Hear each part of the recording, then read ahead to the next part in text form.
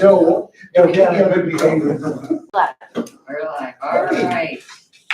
So with our chairman, Frank Seneca being absent today, I am going to call the meeting to order. Do we have a approval? If you've had the chance to review the minutes, do we have a motion to approve the meeting from August 27th? So moved. Second. All right. There's no other discussions. All in favor of approving the minutes? Aye. All right. And number 3 with resolutions, but I don't believe we have any resolutions to present tonight. Hey, how are you? But what we are doing is we're going to have an update of where we stand with our project from our President Joe Loret. Okay, so kind of crash landing back into the office from leave. And basically what we're finding is we had a little progress around the edges while I was out, but for all intents and purposes, we're needing to kind of compress about 5 months worth of work into the next 2 months to keep everything on track. We have a lot of parallel issues that are wrapped up in each project that kind of need to come together over the next couple of months to make sure we pull all of this off in a way that is repeatable. So we did a ton of work to get Seneca Housing up to speed with their rural preservation company designation and their ability to accept grants. All of that. We've got the Seneca County Housing Trust Fund with the ARPA money in it that we need to commit to a specific project by the end of the year. And we have a lot of other little things happening in the meantime, like a demolition RFP that's posted and stuff like that. As we push forward with those items, we'll be able to apply for the next round of land bank funding that's available right now once we get this money committed.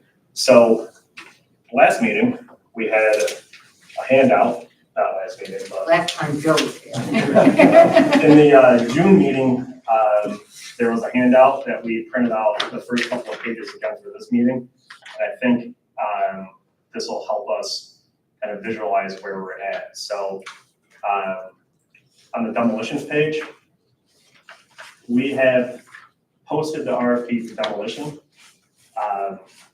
just yesterday on Contract Reporter, and we're now moving forward with doing the MWBE tracking and outreach and all of that to make sure in the event that we do not get a MWBE participant to do this work, that we can demonstrate we tried.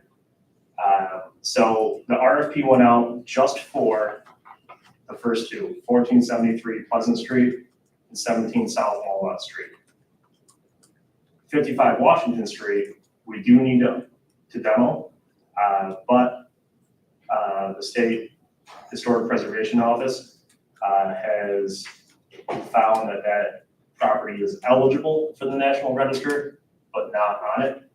They still need to treat it as if it was on the National Register in this process. So we're essentially needing to work with SHPO to figure out how to demo a building that they think is historic. We've made a little bit of progress with them in the last 2 weeks, meaning that we heard from them and they went. We were able to speak. Yeah, somebody reached back out. I was starting to get a little like, oh, am I gonna have to escalate and really get their attention? But no, Robin Sedgwick reached back out and we've got a meeting scheduled with her for tomorrow about how to enter into a MOU or a letter of resolution. We had a letter of resolution. People keep saying MOU. I don't know exactly what we want or if they're the same thing or not. But what's likely to happen is we're going to need to remove the trim as part of the demolition project, store it someplace, and use it for the next thing that goes there. So Which one? for 55 Washington. What's historical about it? It's old. So am I. Well, I'll try. Talk to I think, Kim. Does that make I think we'll talk, sense? yeah, I think it does. I think we'll talk to Shippo, and when we decide to demolish it, we'll figure out what it is. Yeah, But this is, historical district. That's the same with McGee. Just because it's eligible. yes, it's eligible, so it's the same, it's actually the same process. So if we want to go with Willard, I mean, the Willard, yes. not this one. Not that Willard, but big Willard. The big building. Big Willard. So it would be the same process with the LOR to demo a building at Willard with state money, as we're trying to work through right now. And tell me if this is not appropriate to ask, but the task force is working through with Willard, the SHPO process right now. For nomination to get on the registry, Yeah. Also, that's the reverse of what we want. No. It's plus and minus. plus and minuses, yeah. Either way, yeah. Either way, we gotta treat it, whether it's this project or any project that SHPO deems eligible, we have to treat it like it's on the registry.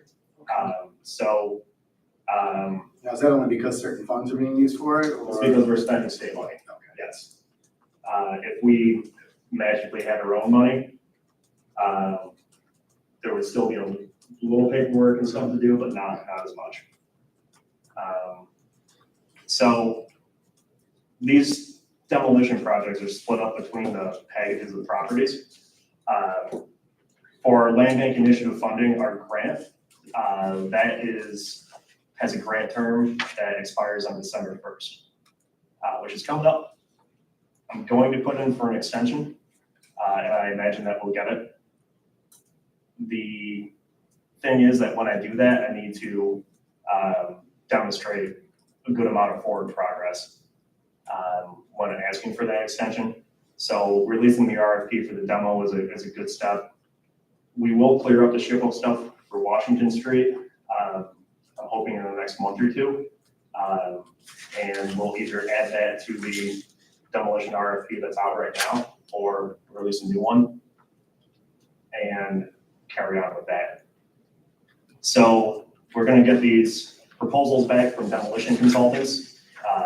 We're gonna pick one, and to keep pushing towards the timeline, we may need a special meeting to accept the demolition proposal. We might not, depending on how the calendar works out. So that's what we're looking at on demolitions. Joe, do you have a rough idea what you think of that?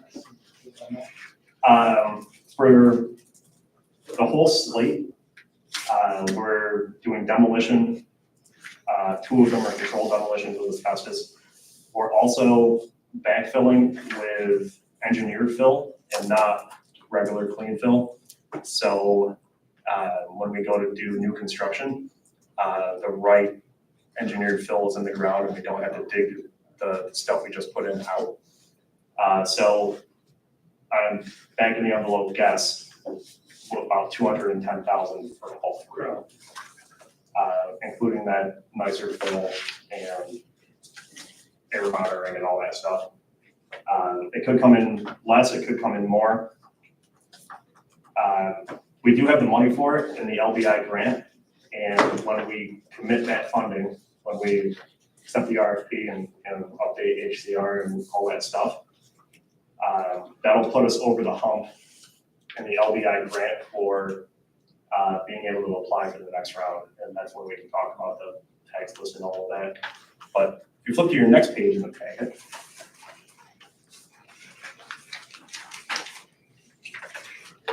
this is the more complicated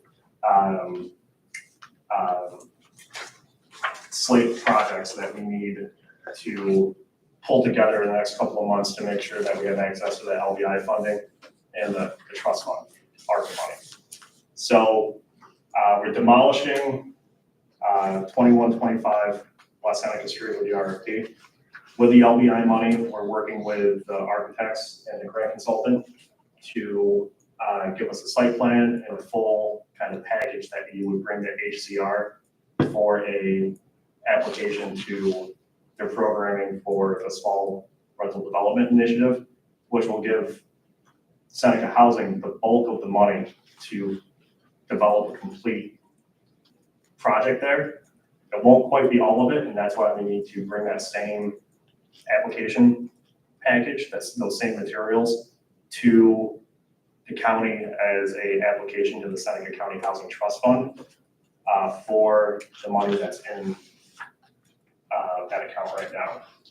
That will set it up to be expended on these projects, cover those gaps, and demonstrate to the state that we're ready to roll, which we would be at that time. The architects believe that in getting this done this fall with the ARPA money and with an application to the state, that we could be breaking ground for these projects at these locations as soon as the spring, which sounds wild to me. But we'll see. I think if we get the ARPA money, we're successful with the SRDI application, and I think we will be. The money will be there, and we should be able to pursue the next phase. Because the ARPA money's right there now, right? We said, board set it aside. It did. The guidance from the Harrison studio, Harrison is telling us for ARPA money, especially for housing, that their interpretation and experience with the guidance is setting it into the fund is good, but not good enough as committing it. We gotta get it. We have to get it earmarked for a specific project. Okay, that makes sense. So it's just these two projects will commit a bulk of the. Right. The trust fund. How much is these two? What did you say you're waiting for before you can demolish it? For 2125 West Seneca, Yeah. nothing. We posted the RFP. Then why can't we start demolishing it? We will. I posted the RFP yesterday. Contractors are gonna give us their estimates, their proposals for doing it. So you're waiting for the estimates? Yep, and then we're gonna pick one, and then they're gonna do it. I hope. So nothing's holding us up there. I did wanna put all three of them together, but that just became untenable. I had to pull them apart, and we're just pushing forward with the ones we have approval for, and we'll figure out what to do with 55 Washington as it comes. So really you could take this, replace this one with 2125, you could do 3 demos, is that what your RFP is for? RFP is for 2 demos. 2? Oh, because you already got one? I'm confused. So an RFP for, I thought the RFP was for 3.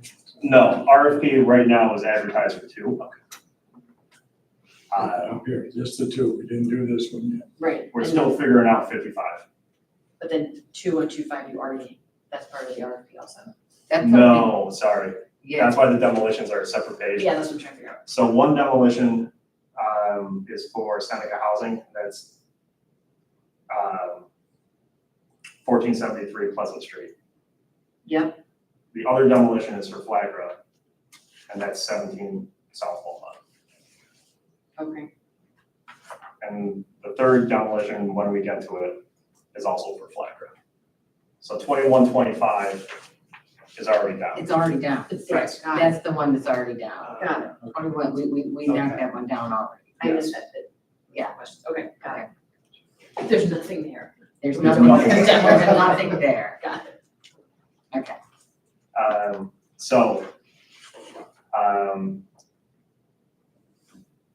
Yes, So those two, Ernie's question was what are we waiting for in 2125? This one's done. That That one's one's done, done. that one's done And and you can done. start, so you're waiting for money to start building. yes. Yes. With that waiting for money,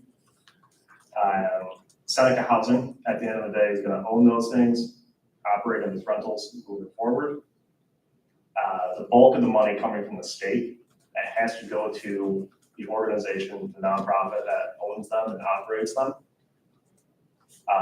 So we can't apply for it, we can't spend it, Seneca Housing has to. So what Melissa and I have discussed at length that we now need to somehow put into action as part of this application is figuring out exactly how that partnership works. So But they've applied. we're working with them to apply. So we can spend our land bank money to apply with them right now to figure out how to do this, but they will be applying with our assistance at the same time with the same materials that we use to apply to the county for the trust fund money. So we're giving the same application to the county that we're gonna be giving to the state and asking for the 2 halves of the month, the 2 pieces of money.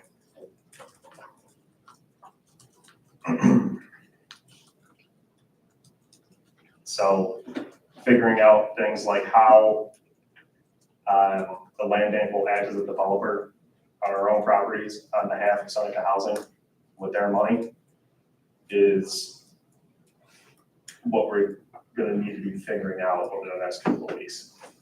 I told Joe, it seems to me, I go, so it's sort of like what was done at Verona Village, where INHS was really doing all the work, but the applicant had to be the county.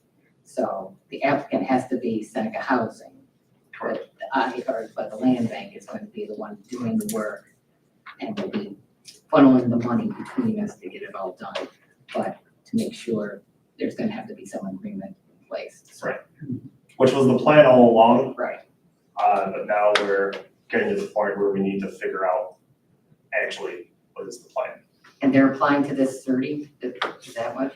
That's what Monica told me, And so Monica is the grant writer that we've already got on board, yes. who is experienced in all this. So she's the one who we're gonna meet with, and she's like, I'll put the application together, and this is how how this whole process will go. Right, and we're gonna pay her to do that Yeah. with the land bank money that we have. Right. That the state gave us, it's not actually Right. our money. Is she putting together the plan of this that you're talking about, that you're, over the next couple of weeks, how the development role is gonna work? That's what I'm talking to her on Thursday about. So she's stop 1, the second stop would be HCR to see how crazy this is or not. And based on the 2 conversations, I'm assuming it's gonna be similar to the MOU we did with FLACRA, but just be different in how it works, but the same idea. We're agreeing to do X, Y, and Z on these projects, and you're agreeing with this, and here we go. I mean, the benefit that's nice is that, yeah, HCR and Everett and Monica know each other pretty well. They've worked together on other projects before, so they know each other's language. So Monica's Yeah. pretty good about getting into the detail with them, throwing acronyms around it, making something happen. And I'm famously bad at acronyms, but the person that runs this SRDI initiative and a few other like special projects under HCR is the former director of the Newburgh Land Bank, and I know her from those days from conferences and things. And so she's the person I can reach out to and say, hey, how does this get put together to function? It's great. I'm looking for that. So yeah, a lot of balls in the air, but basically from personally moving forward, I need to get the architects and the grant writing on board to push through all the drawings and things they need for the applications to both the state and the county, get that done within the next month or so. Get the application to the county submitted, and we'll be ready for the state one. I'm not sure if it's open right now or it will be coming open, but we'll submit it when it's ready.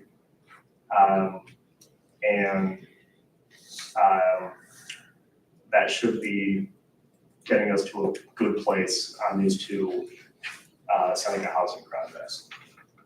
And so once he gets all his figures and his drawings and approvals to roll, we can submit the application for the trust fund.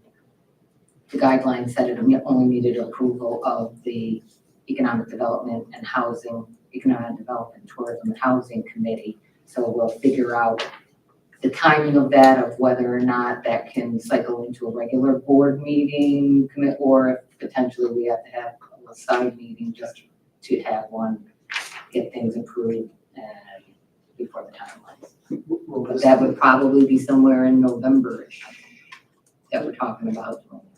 will these projects exhaust the ARPA trust fund? They will.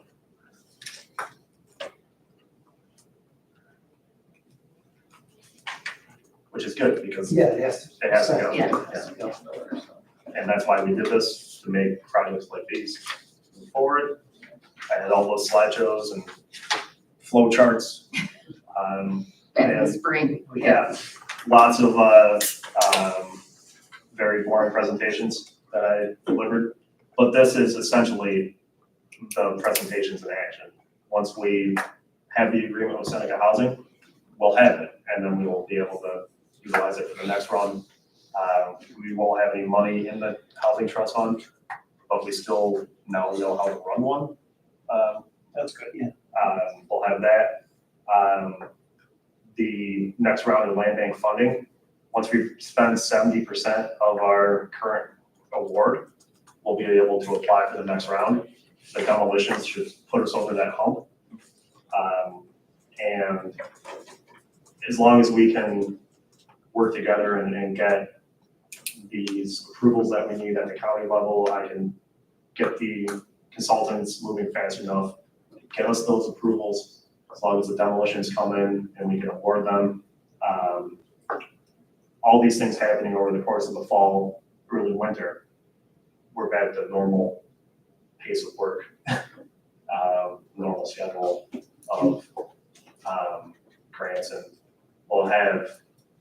we have a structure of being able to spend this money, which is gonna make us more competitive. So, a year or two ago, when we got this money, we didn't have a partner to spend it with. So before Seneca Housing got their RPC designation, remember we were trying to track down the neighborhood housing services, they didn't want to do anything. Habitat for Humanity was pretty good for a while, but they kind of had their struggles throughout the last year or two. And the land bank isn't really able to leverage the same type of resources that a Habitat or a INHS can. With Seneca Housing getting their RBC designation, now they can. So they're really our best shot locally of somebody that's actually gonna show up and do these types of projects. And we kind of made that happen, and HCR supported us on that. So if we can put all this together over the next couple of months, get these projects done with Seneca Housing, turning around and looking towards HCR and asking for more land bank money, which by definition is gonna mean more applications from Seneca Housing, with Seneca Housing's name on them, for more development projects with the rest of the money that they have. They like that. They want to spend this money. They think the land bank money is being spent too slow. We're about to spend it much faster than we were previously. And what was the limit for the next round of $2 million. 2 million? That's a high end. Looks like you got a lot of hustling to do to spend I the do. 70,000 to get their next grant, so you got people who want to do that? I do. Okay. We got NX Architecture, so we did the RFQ. When did we do that? In the spring, so yeah, in the spring, we set up, Joe, So set when you up. gotta have this 70,000 spent on? I'm gonna ask for an extension, but December 1st. So if you don't get an extension, we're dead in the water? We're gonna get the extension. But yes, Technically, yes. technically, yes, but I think that we've already got the demo RFP out on the street, so we should be able to get that awarded, and then they're demonstrating that it's really just an issue of the timing of when they can schedule. Will that have to go back to economic development, or is that just? that's That's what's us. I don't think we need to double check, but I don't think we need a board decision to extend the grant term. No, I don't. I don't think so. But I don't think it will extend far because, again, there's only 70,000 left at the end. There's also, the Lodi property still on the table.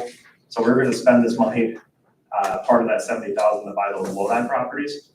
And those are stuck in A tree dispute. a tree dispute. We can hold it in escrow. And you could. I don't know if the state will like that. From what I heard, the town doesn't know where their right of way is. And this came from the guy who knows. They can't find what their right of way width is. That could be, So that puts a kibosh on everything. if we don't spend 70,000, They might find out. to Ernie's point, 70,000, we need to spend that even if we get the extension. A good chunk of it, we're gonna spend on drawings, grant work, and that kind of stuff. But if we don't, when we can't buy the Lodi properties, I heard We're looking at you. that there was a property at auction that nobody came to pay for, and the county is still holding on to from Jim. On Border City Road, and it's one of the ones we've had our eyes on for a number of years. But that might be something that we could pick up with the tail end of the grant and spend the money and have it in the inventory for a Seneca housing project, fiber project, or sell and carry on, but it's still there. It's still there? there. All right. Looking at the list, shouldn't the next projects be in Junius and Fayette? Just saying. What if we were to purchase a property and give it to you? Sure, We can do that. you can do whatever you want. No, trust me, I can't, 'cause the work would be different. We could personally, right? We got personally buy it. If, Oh, geez, no. if any Yes, municipality, if any You municipality, got an answer. if any municipality has, except Lodi. If any other municipality has, property that's municipally owned that could be put in the pipeline to do something with, that's something we could write into the next grant, as an acquisition cost. So looking at the whole list of tax foreclosures, now we gotta pay full market value for them, and the county has to do whatever you're gonna do. It's still not clear yet, but yes. Right, so we'll give you all the market value for it, we can put in the LPI grant for it. And that's how we could acquire properties going forward. So that's something to be thinking about. Les, can I get a copy of like any of those properties in Fayette? Sure. I think there's about 320 right now that are delinquent In the county? in the county. Is that list available? Of course, a lot of. Probably is up to you, yeah, I'll talk. We're gonna wait till they get paid up and make a true list. Yeah, we do have a list right now. They're all on a table right now. Yeah. They're all on a big table, right? Yeah, well, we have to do our, we'll have another mailing, reminder mailing to go out to everybody, like another month or so. Morning, I Mark. don't think you've ever gotten them. You've never got one? No, oh, that's good, then that's a good thing. Okay. So I mean, there's a whole laundry list of issues and ways for this to go wrong, but I don't think I have much else of structured things I need to express, so. Oh, so we're saying, Jim? So you talked about, you're completed, so is there any attorney update? Just one thing, which is, I don't know who was on the land bank board when, let's see, when Railroad Street was transferred. Right. So that was back in 21. So the land bank transferred a property, 406 Railroad Avenue, right? Was that 3 inches? 408. 408 Railroad, okay, and in the deed that it was to a private citizen, and you put a deed restriction in there that any sale within the next 5 years had to be sold to somebody who was income qualified. And so there was a sale, and that person contacted our office, or Joe contacted me to find out how they could prove their income qualifications, because they were gonna sell it in like 5 years.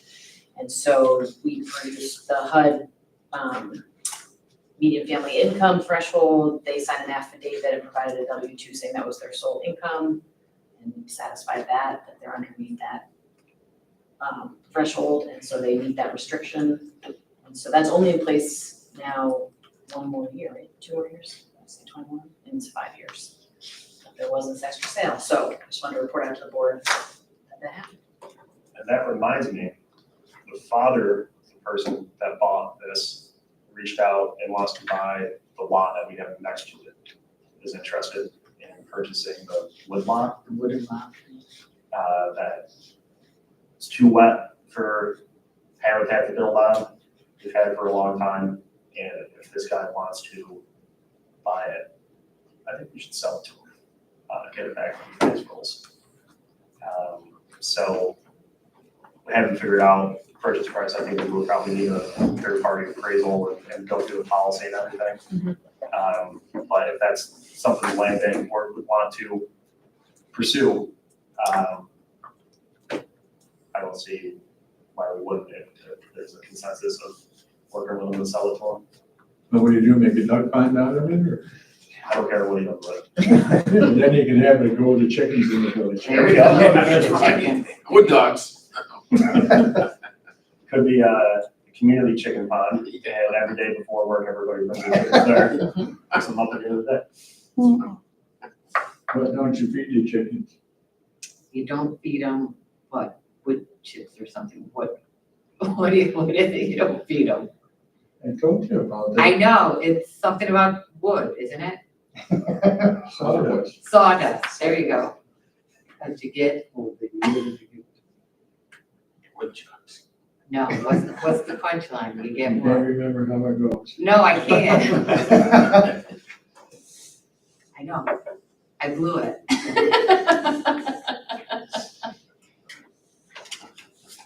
So I told her one day, my grandfather threw sawdust around on the chicken coop floor. Apparently the chickens were eating it because I hatched out a dozen eggs. 8 of those chickens had wooden legs. One had 1 wooden leg, so I called him Chester. All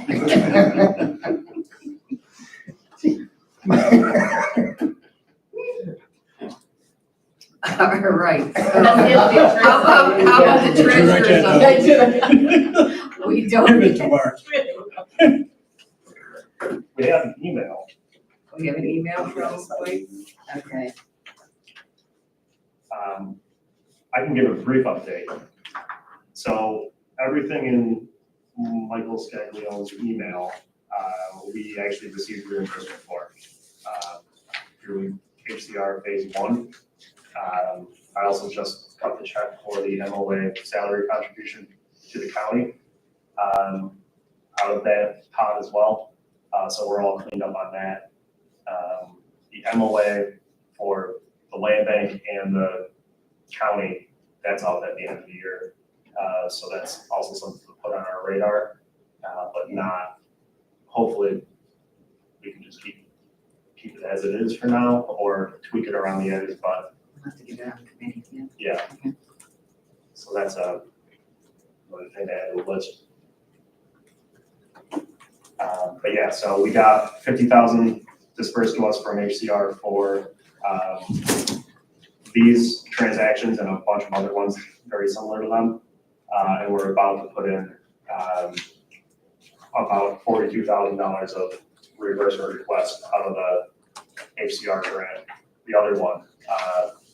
So on the, what month is this? September. At the October meeting, financial reports, you should see all that money moving around. All right. Do we have any new business? Really just a question. Okay. Is there any reason we should talk about brownfields at all, or is that just? There is a reason. DEC, Waiting. okay. So thinking about the next grant, if there was a potential brownfield property that we wanted to acquire and purchase with that money, we would want to utilize the DEC agreement to limit the liability on it. So if we can figure out how to get the DEC to approve or authorize a Schedule A. So we entered into that brownfield agreement between the county, the land bank, and the DEC. We've agreed on the language, and then the last step was we needed to submit a Schedule A list of the properties, and they need to approve that, yes, these are the list of, this is the list. That's the part we're waiting on. Yeah, so we gave it to them. We need them to approve it. So, and follow up on that, and then